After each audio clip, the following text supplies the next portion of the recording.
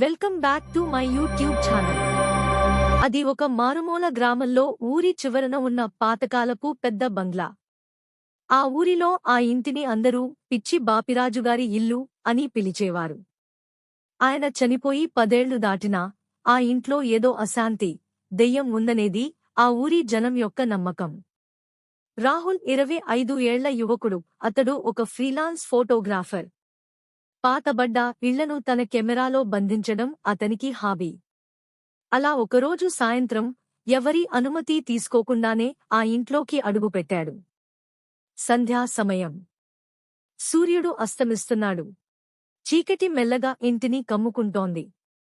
రాహుల్ తన camera ఫ్లాష్ను on చేసి ఒక్కో గదిని ఫోటోలు తీయడం మొదలుపెట్టాడు. ఆ ఇల్లు లోపల చూస్తే చాలా వింతగా ఉంది. గోడలకు ఉన్న పెయింట్ ఊడిపోయి ఆ కడగని మచ్చలు చూడటానికి అచ్చం మనుషుల ఆకారాల్లా కనిపిస్తున్నాయి. చివరిగా అతను మేడ మీద ఉన్న పెద్ద గదిలోకి వెళ్ళాడు. అక్కడ ఒక పెద్ద అద్దం ఉంది. అది మామూలు అద్దం కాదు. ఆ అద్దం చుట్టూ ఇత్తడి ఫ్రేముండి కాలక్రమంలో నల్లగా మారిపోయి ఉంది.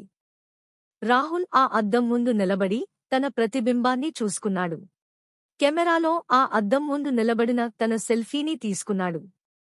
కాని ఫోటో తీసిన తర్వాత డిస్ప్లేలో చూసుకున్న రాహుల్కు గుండె ఒక్క క్షణం ఆగిపోయినంత పనైంది. మొదటి వింత. ఫోటోలో రాహుల్ అద్దం ముందు నిలబడి ఉన్నాడు. కాని అద్దంలో కనిపిస్తున్న రాహుల్ ప్రతిబింబం మాత్రం అతని వైపు చూడటం లేదు.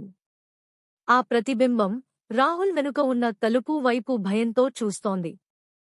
రాహుల్ వెనక్కి తిరిగి చూశాడు. అక్కడ ఎవరూ లేరు. కేవలం ఖాళీ గది, గోడల మీద నుంచి రాలుతున్న సున్నం మాత్రమే ఉన్నాయి. మళ్లీ అనుమానం వచ్చి తిరిగి అద్దంలోకి చూశాడు. ఈసారి ఆ ప్రతిబింబం కదులుతోంది. అద్దంలోని రాహుల్ నెమ్మదిగా తన చేతిని అద్దం అంచువైపు చాచాడు. అది చూసిన నిజమైన రాహుల్ శరీరం వణకడం మొదలైంది. అతనికి గదిలో ఉష్ణోగ్రత ఒక్కసారిగా పడిపోయినట్లు అనిపించింది. గదిలో గాలి స్తంభించిపోయింది. భయంకరమైన నిజం. అద్దం లోపలి నుంచి ఒక చల్లని గాలి అతన్ని తాకింది. అద్దం లోపల ఉన్న రాహుల్ ప్రతిబింబం అద్దం అంచును పట్టుకుని బయటికి రావడానికి ప్రయత్నిస్తోంది. రాహుల్ తన కెమెరాను వదిలేసి కిందపడ్డాడు. అద్దం లోపల ఇప్పుడు ఒక నీడ కదులుతోంది. అది బాపిరాజుగారి ఆకారమే. ఆయన అద్దం వెనుక నుంచి బయటికి వస్తున్నాడు. రాహుల్ అరవాలని ప్రయత్నించాడు. కాని అతని గొంతు పైకి రావడం లేదు.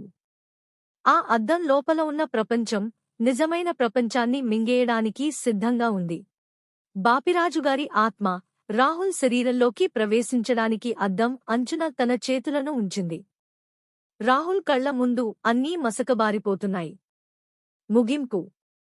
మరుసటి రోజు ఉదయం గ్రామస్థులు ఆ ఇంటి బయట రాహుల్ కెమెరా పడి ఉండటం చూశారు. కాని రాహుల్ ఆచూకీ మాత్రం దొరకలేదు. ఆశ్చర్యకరమైన విషయం ఏమిటంటే ఆ పెద్ద అద్దం ఇప్పుడు పగిలిపోయి ఉంది. అందులో ఉన్న ఒక చిన్న గాజు ముక్కలో రాహుల్ చిక్కుకుపోయి సహాయం కోసం అరుస్తూ ఉన్నాడు. కాని పాపం అతని గోడు వినేవాళ్లు, చూసేవాళ్లు ఎవరు లేరు. ఆ ఊరి బంగ్లాలో అలా రాహుల్ జీవితం ముగిసిపోయింది. అంతే, ఆ ఇల్లు ఇప్పుడు మళ్లీ నిశ్శబ్దంగా మారిపోయింది. మీరు ఎప్పుడైనా ఒంటరిగా ఉన్నప్పుడు అద్దంలో చూసుకుంటే మీ ప్రతిబింబం మీకంటే ఒక సెకను ఆలస్యంగా కదులుతుందేమో గమనించండి. ఈ కథ విన్నాక ఇప్పుడు మీకు ఎలా అనిపిస్తోంది? మీ చుట్టుపక్కల ఉన్న అద్దాలను ఒకసారి జాగ్రత్తగా గమనించాలని అనిపిస్తుందా? మీకు ఈ కథలోని ఏ భాగం బాగా నచ్చింది? కామెంట్ రూపంలో మాకు తెలియచేయండి.